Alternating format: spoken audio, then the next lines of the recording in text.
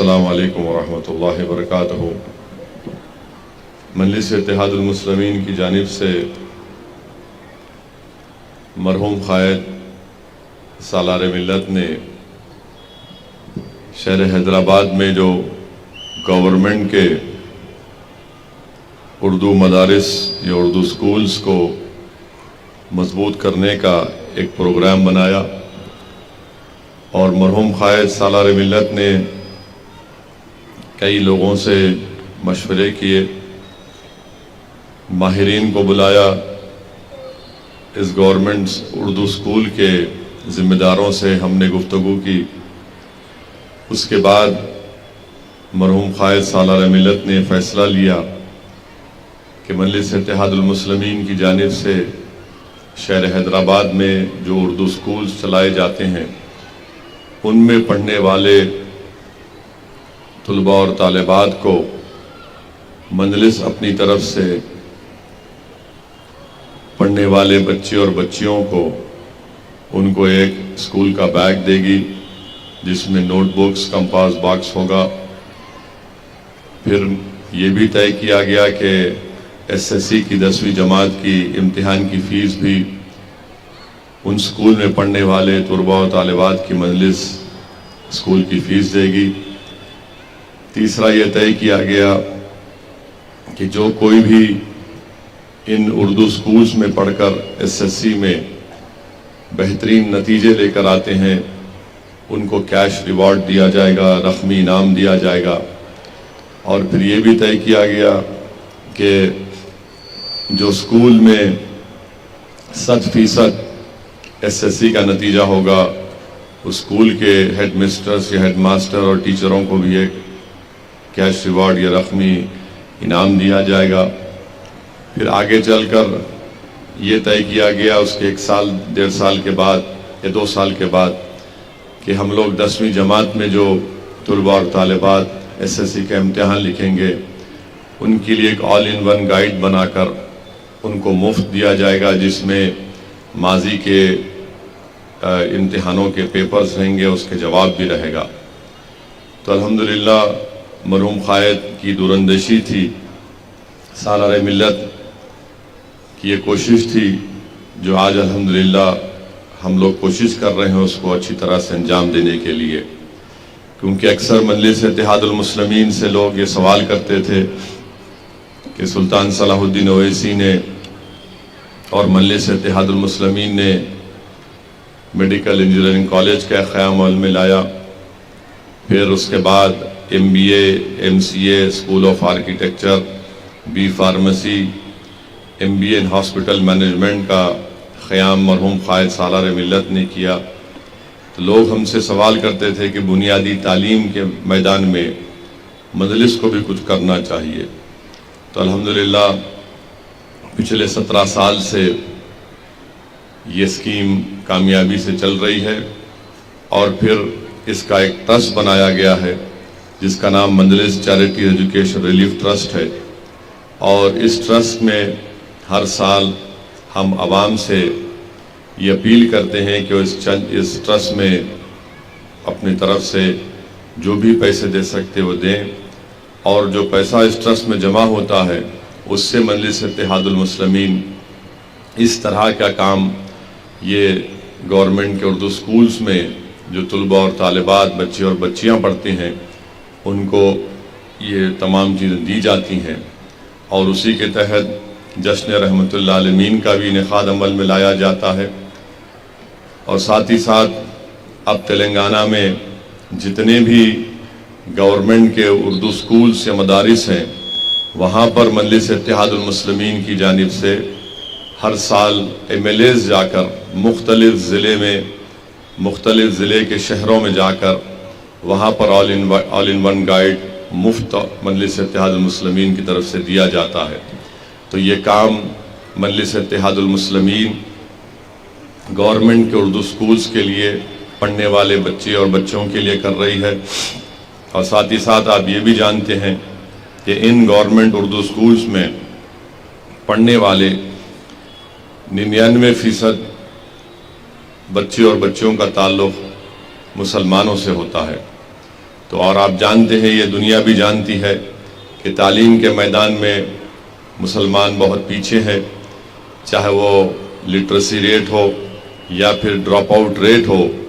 اس میں ایک بہت بڑا چیلنج مسلمانوں کے لیے ہے۔ تو مجلس کی کوشش یہی ہے کہ ان کمزور طبقات کو طاقتور بنایا جائے، اور اگر آپ کسی قوم کو طاقتور بنانا چاہتے ہیں تو صرف جذباتی تحاریر سے ان کو طاقتور نہیں بنا سکتے آپ، بلکہ ان کو اگر طاقتور بنانا ہے تاکہ وہ قوم جب طاقتور ہو جائے گی تو جس علاقے میں وہ لوگ بستے ہیں وہ علاقہ طاقتور ہو جائے گا، جس جگہ پر وہ رہتے ہیں وہ علاقہ خوبصورت ہو جائے گا۔ اور مجلس کا ماننا یہ ہے کہ بھارت کی سرزمین میں جو مسلمان ہیں ان کو اگر طاقتور بنانا ہے تو ان کو تعلیم کے زیور سے آراستہ کرنا پڑے گا، اور یہ بہت ضروری ہے، بلکہ مسلمانوں کو اس بارے میں سوچنا پڑے گا کہ وہ کیسے اپنی اولاد کو، اپنے بھائی بہن کو، اپنی قوم کو کیسے تعلیم یافتہ کریں، کیسے ان کو پڑھائیں لکھائیں، اور اس کے لیے ہم تمام کو محنت کرنے کی ضرورت ہے۔ یقیناً یہ آسان بات نہیں ہے، مگر ہم تمام کو کوشش کرنا ہے، کیونکہ اگر ہم اپنی صفوں سے جہالت کو اور بے روزگاری کو، ان تمام چیزوں کو دور کرنا چاہتے ہیں تو بہت ضروری ہے کہ ہم اپنی اولاد کو اچھے سے اچھے تعلیم ان کو دلائیں، اور مجھے یقین ہے کہ یہ کام بڑی طاقت سے، بڑی جستجو سے مختلف مسلمانوں کے محلوں میں کام کیا جا رہا ہے، کیونکہ لوگ اکثر یہ کہتے ہیں کہ مسلمان پڑھنا نہیں چاہتے ہیں، مسلمان صرف پنچر کی دکان پہ کام کرنا چاہتا ہے، بلکہ تنزیہ طور پر جو مسلمانوں کے دشمن ہیں وہ کہتے ہیں کہ عبدل کا بیٹا صرف ٹائر کا پنچر بنائے گا۔ میں آج آپ سے کہہ رہا ہوں، پہلے بھی کہا ہوں کہ عبدل نے ٹائر کا پنچر بنایا ہوگا، مگر عبدل کا بیٹا اور بیٹی انشاءاللہ تعالیٰ ایک عالی شان گاڑی بھی چلائے گی انشاءاللہ تعالیٰ۔ اور میرا خواب بھی یہی ہے کہ ہم لوگ صرف علم کے راستے سے ہی طاقتور ہو سکتے ہیں، اور بغیر آپ علم حاصل کرے آپ اپنے دین کو بھی نہیں سمجھ سکیں گے، آپ اپنے دین کے تقاضوں کو نہیں سمجھ سکیں گے۔ بغیر علم حاصل کرے آپ قرآن اور سنت کی تعلیمات کو بھی نہیں سمجھ پائیں گے۔ آپ کو ایک اچھا انسان اگر بننا ہے تو علم کو حاصل کرنا ہے۔ تو اس لیے یہ چیزوں کو سامنے رکھ کر مرحوم قائد سلطان صلاح الدین اویسی سالار ملت نے اس اسکیم کا آغاز کیا، اور میں شکر گزار ہوں ان تمام حضرات کا، ان بزرگوں کا، ان قوم اور ملت کی ہماری عزتدار ماں اور بہنوں کا جو اس دارالسلام کے مجلس چیریٹیز ایجوکیشن ریلیف ٹرسٹ میں اپنے عطیات کو دیتے ہیں، اور ٹرسٹ پوری صفائی کے ساتھ، شفاف طریقے کے ساتھ کام کر رہا ہے۔ اور میری آپ تمام سے یہ بھی گزارش ہے کہ آپ اس ٹرسٹ میں جو بھی آپ دیں گے وہ انہی مقاصد کے لیے انشاءاللہ استعمال ہوگا۔ آج آپ جانتے ہیں کہ مسلمانوں میں صرف انرولمنٹ ایک مسئلہ نہیں ہے، انرولمنٹ کی ضرورت ہے، ریٹینشن کی ضرورت ہے، اور لرننگ کی ضرورت ہے۔ تو صرف انرولمنٹ کرانے سے ہم کامیاب نہیں ہو سکتے ہیں، انرولمنٹ کے بعد ریٹینشن ہونا چاہیے، ریٹینشن کے بعد لرننگ صحیح ہونی چاہیے۔ تو انرولمنٹ تو بہت جگہ پہ ہو جاتا ہے، مگر یہ دوسرا اور تیسرا جو قدم ہوتا ہے ریٹینشن اور لرننگ کا، ہم اس میں پیچھے ہٹ جاتے ہیں، کمزوریاں پیدا ہو جاتی ہیں۔ تو اسی لیے ان چیزوں پر ہم کو غور کرنا ہے۔ اور آپ جانتے ہیں کہ جیسا تعلیمی سال کا، اکیڈمک ایئر کا آغاز ہوتا ہے تو بہت سے لوگ اپنے علاقے کے محلے کے پرائیویٹ سکول میں اپنے بچوں کو دلاتے ہیں، ایک ٹرم کی فیس دے سکتے ہیں، اس کے بعد پرائیویٹ سکول میں فیس نہیں دے پاتے ہیں، تو اچانک ہم دیکھتے ہیں کہ گورنمنٹ کے سکولز میں وہاں پر ایڈمیشن لینے کی کوشش کی جاتی ہے۔ تو یہ میرا بھی مشاہدہ ہے، بلکہ جو ماہرین کا یہ ماننا ہے کہ مسلمان اگر علم سے دور ہے، اس کی بنیادی وجہ یہ ہے کہ ان کے پاس پیسے نہیں ہیں اپنی اولاد کو تعلیم دلانے کے لیے۔ یہ میں نہیں کہہ رہا ہوں، بلکہ گورنمنٹ آف انڈیا کی کنڈو کمیٹی کی رپورٹ ہے، جس میں پروفیسر کنڈو اور ماہرین تھے، اس میں انہوں نے یہ کہا کہ کہ مسلمانوں کا جو اسکول کو نہیں جاتے ہیں یا جو ڈراپ آؤٹ ہو جاتے ہیں، اس کی اہم وجہ یہ ہے کہ مسلمانوں کے پاس اپنی اولاد کو پڑھانے کے لیے پیسے نہیں ہیں۔ یہ ایک امپیریکل سٹڈی ہے، تو اسی لیے ہم تمام کو کوشش یہ کرنا ہے کہ ہم ان کو اسکول میں داخلہ دلائیں۔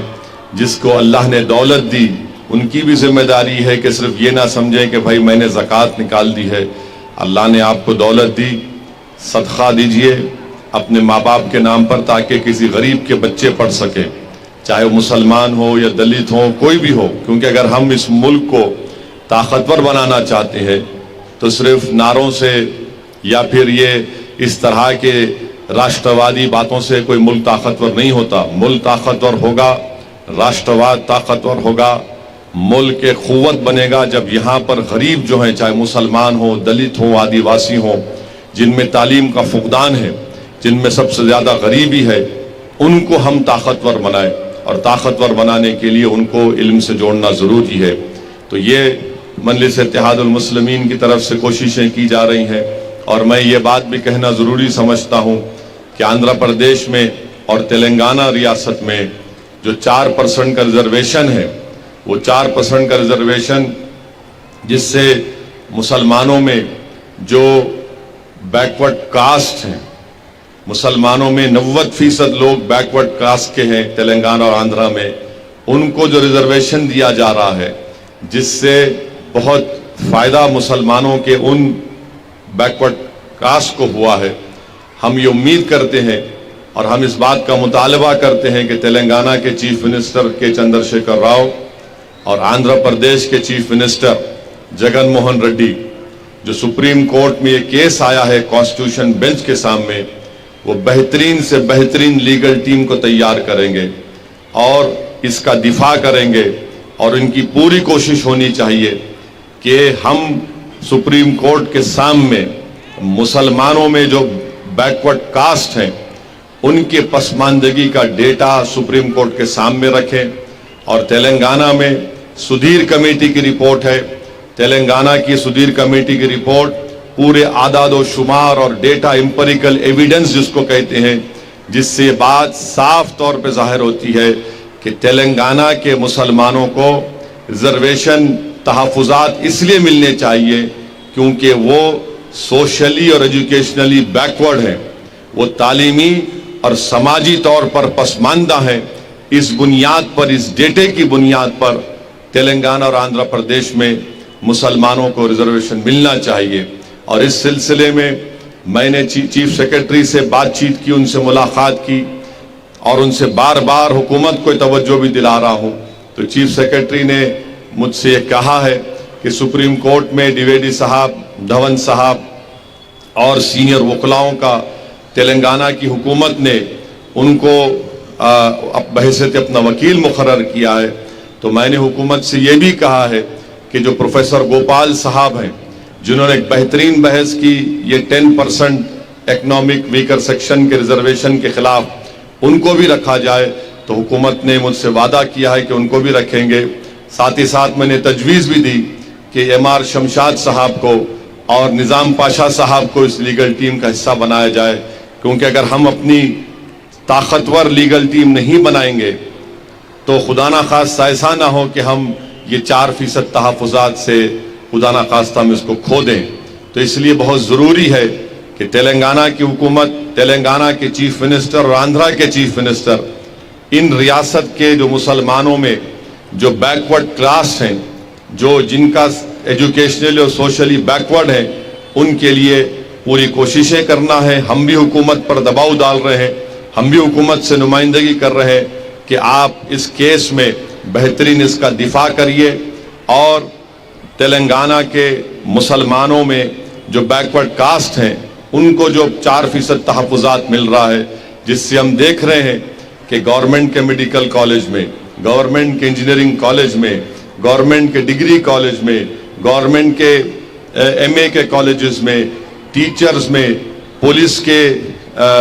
ریکروٹمنٹ میں، ٹیچرز کے ریکروٹمنٹ میں یہ 4% ریزرویشن کی وجہ سے، تحفظات کی وجہ سے مسلمانوں کا ریپرزنٹیشن بڑھا ہے۔ ہماری لڑائی کیا لڑائی ہے؟ ہماری لڑائی ریپرزنٹیشن کی لڑائی ہے کہ اگر 10 لوگ ہیں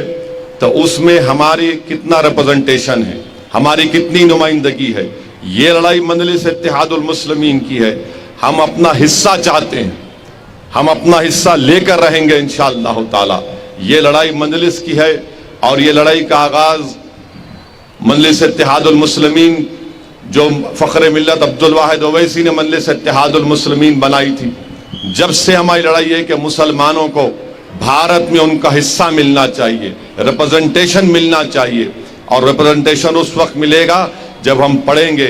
سیاسی طور پر طاقتور ہوں گے اور حکومت کو دباؤ ڈالیں گے۔ حکومت سے ہم جا کر ڈیمانڈ کریں گے کہ آپ اقلیتوں کا، دلتوں کا، آدیواسیوں کا بھی ریپرزنٹیشن دیجئے۔ تو 4% جو ریزرویشن ہے وہ ریپرزنٹیشن کی لڑائی ہے، اور ہم تلنگانہ کے چیف منسٹر سے، آندھرا کے چیف منسٹر سے اس بات کا ڈیمانڈ اور مطالبہ کرتے ہیں کہ وہ بہترین سے بہترین لیگل ٹیم بنائے۔ آندھرا پردیش کے چیف منسٹر کے آفس سے بات ہوئی تو انہوں نے کہا کہ سپریم کورٹ کے